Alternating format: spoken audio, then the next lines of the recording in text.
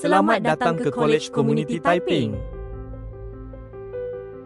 College Community merupakan institusi di bawah Jabatan Pendidikan Politeknik dan College Community, Kementerian Pendidikan Tinggi yang menyediakan pelbagai program berteraskan, pendidikan dan latihan teknikal dan vokasional TVET di peringkat sijil dan diploma. Visi kami adalah menjadi peneraju institusi TVET yang unggul. Misi kami pertama, menyediakan akses yang meluas kepada program TVET berkualiti dan diiktiraf. Misi kedua, memperkasa komuniti melalui pembelajaran sepanjang hayat. Misi ketiga, melahirkan graduan holistik, berciri keusahawanan dan seimbang. Misi keempat, memanfaatkan sepenuhnya perkongsian pintar dengan pihak berkepentingan. College Community Taiping adalah antara 13 college community di negeri Perak. College Community Taiping, KK Taiping mula beroperasi pada Januari 2012. Hari ini, KK Taiping diterajui oleh pengarah dan timbalan pengarah pengurusan dan akademik. Dan dibantu oleh 5 pegawai kanan, pegawai pembangunan pelajar, pegawai pengambilan, ketua unit PSH, pegawai peperiksaan, pegawai perhubungan industri dan alumni. Barisan tenaga pengajar terdiri daripada pensyarah unit teknologi pembuatan, unit terapi kecantikan dan spa, serta unit pengajian am. Tidak ketinggalan, kaki tangan sokongan yang sentiasa memastikan operasi kolej berjalan lancar.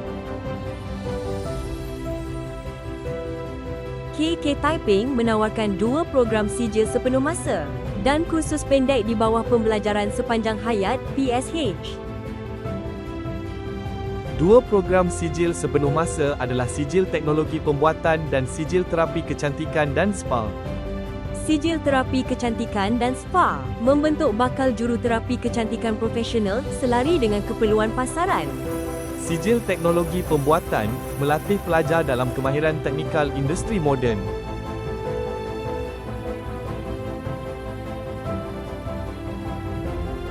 College Community Taiping mencipta juara. Pelajar mengharumkan nama kolej di peringkat negeri. Mengangkat martabat TVET di peringkat kebangsaan.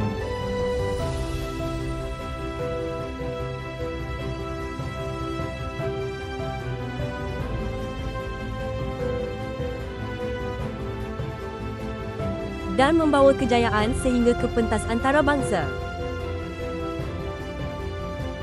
KK Taiping turut menghasilkan pelbagai produk inovasi. Mengapa pilih College Community? Institusi 100% kerajaan. Diiktiraf oleh MQA dan MBOD. Peluang melanjutkan pengajian dan jaminan peluang pekerjaan. Jalinan kerjasama dengan industri membuka peluang latihan industri, penempatan kerja, dan pemindahan teknologi, memastikan setiap graduan bersedia melangkah ke alam pekerjaan.